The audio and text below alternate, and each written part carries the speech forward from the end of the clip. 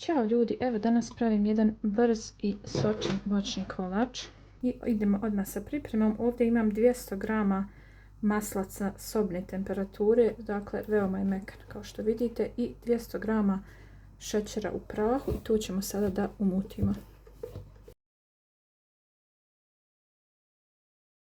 Evo, maslac sam umutila, sada dodajem 4 jaja, jedno po jedno i isto umutimo.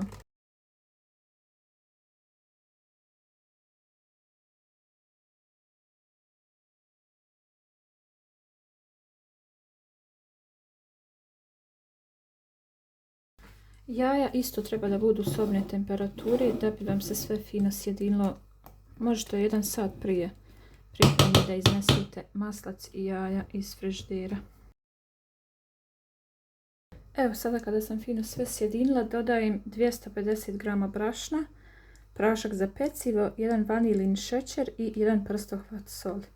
Tu ću ovako pomalo dodavati i mutiti.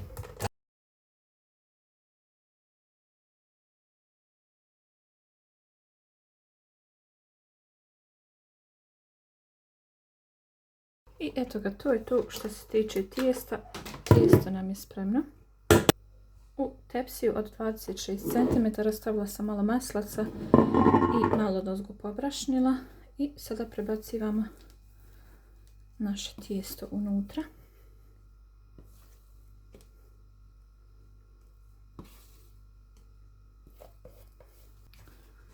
Ravnomjerno ću da rasporedim.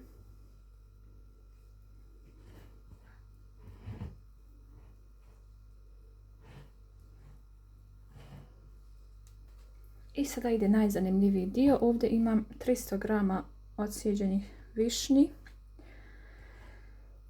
Što se tiče voća, možete da koristite i neko drugo voće, ne moraju biti višnje, mogu biti maline, trešnje, jagode i ne znam, sezonski onako koji imate. Odozgo samo poredamo ovako u red.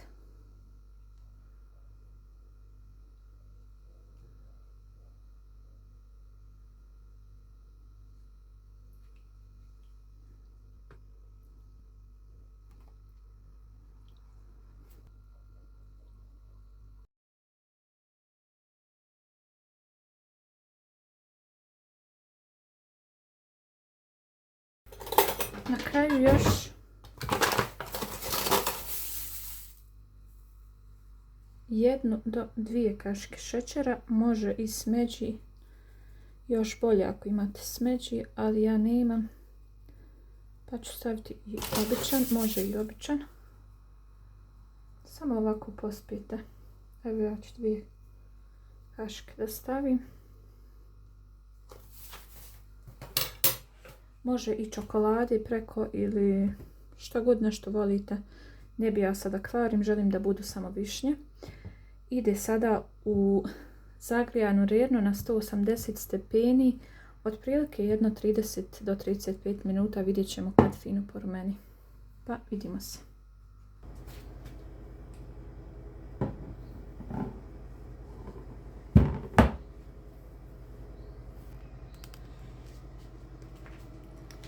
Evo ga, kolač je gotov. Čitava kuća mirši. Sad ću ga samo još da pospijem šećerom u prahu i to bi bilo tu.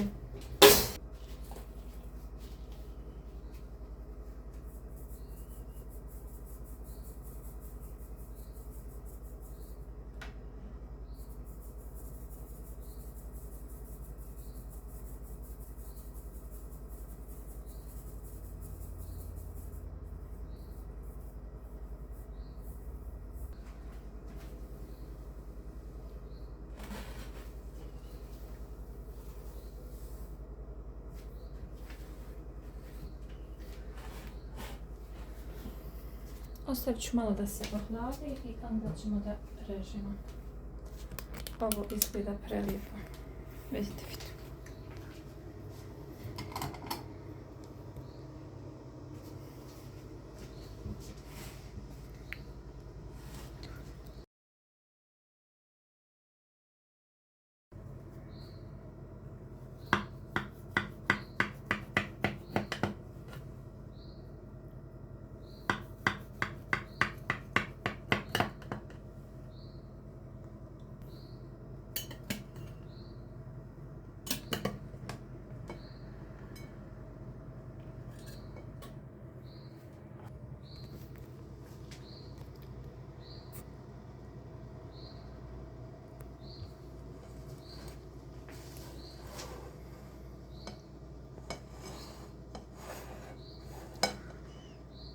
Obavezno probajte ovaj kolač.